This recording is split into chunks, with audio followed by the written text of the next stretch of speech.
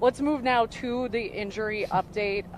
Out at Tuesday and Wednesday's practices, offensive tackle Marcus Cannon, defensive tackle Malcolm Brown, wide receiver Chris Hogan. But back are Eric Rowe and Stephon Gilmore.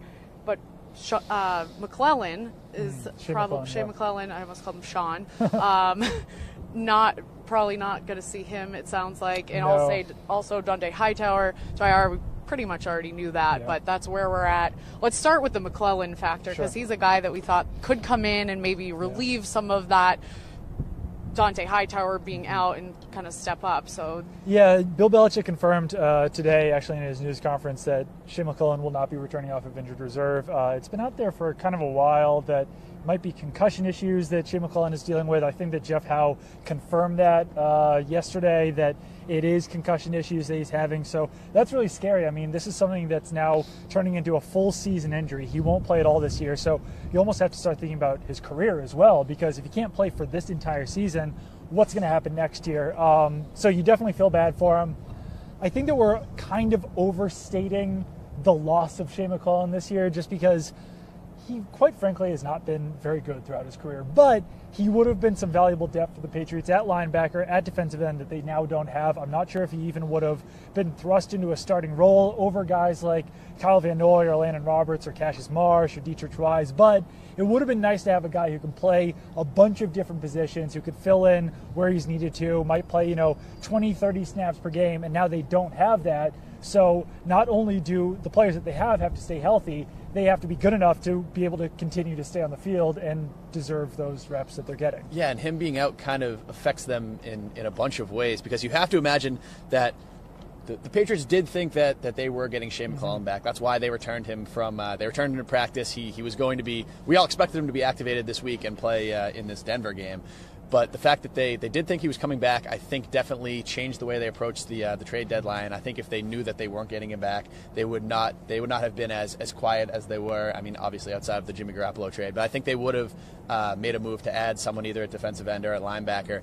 And the fact that they brought him back to practice burns an IR designated to return spot. They only have 2 of those, and I mean, I think that's kind of a dumb rule. I think they should be. I mean, I think you should be able to bring a guy back to practice, see how he feels, and if he's not ready, then I don't think it should cost a team an extra spot. It's not like they played him in a game. Right. Yeah, but I mean, but rules are rules. So now they can only bring back one of either Malcolm Mitchell or Vincent Valentine. Mm-hmm. Still up in the air whether either of those guys will be ready to come back at any point this season. We haven't seen either of them on the practice field, but now they've burned a spot on someone who's not going to be able to play at all, which is unfortunate for them. Yeah, and I mean the Valentine part is interesting, because obviously they just signed Ricky Jean-Francois. We just talked about that. He's a defensive tackle.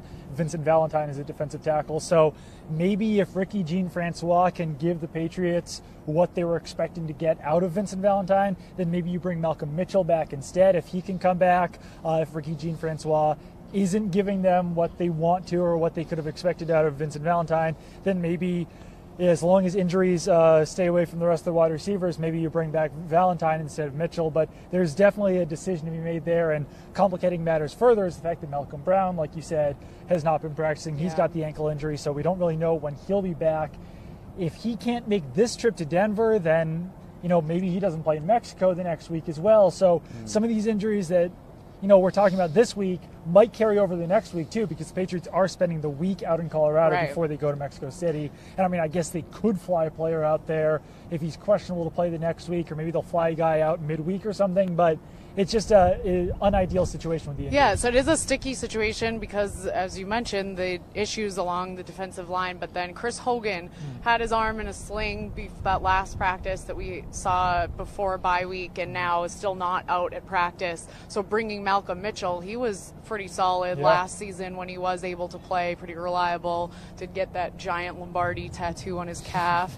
But bringing him back, especially if Hogan, I mean, what's the latest that you guys have heard on Hogan in terms of the long term for this season and him coming back and being able to be productive? Not a whole lot out there right now. I mean, the last time we saw him, his arm was still in the sling, right? Yeah, the last report that we heard was that he doesn't need surgery, which is a positive sign, but the fact that he is, I believe it was Ian Rappaport that reported this a couple weeks back, that he'll probably miss a couple weeks. So we didn't expect him to see him this weekend.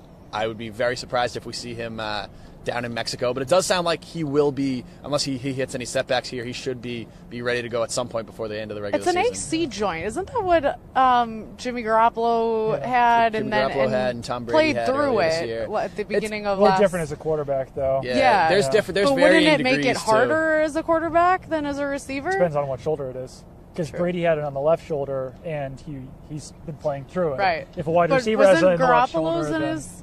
Garoppolo's he was didn't in play his through throwing it. shoulder, and he Yeah. didn't play through it. Yeah. So. Oh, okay. Plus, there's varying Mixing degrees that up too, then. different like grades of sprains and all that stuff. So it's hard to kind of say exactly what a player's injury is. I will say that it would be pretty valuable to have Malcolm Mitchell back this week. I mean, obviously that's not going to happen because he has been practicing, but I mean, what he could give you over what Philip Dorsett can give you is exponentially better just because he's spent so much more time in the offense. He was so much more productive last year. Dorsett might be the more physically gifted player, but Mitchell certainly has the mental aspect of the Patriots offense down better than it seems like Dorsett does. I think point. Mitchell has a little bit more of the versatility too, just the ability to kind of run different routes. He's not just a strict deep threat, which basically is what Philip Dorsett is at this point.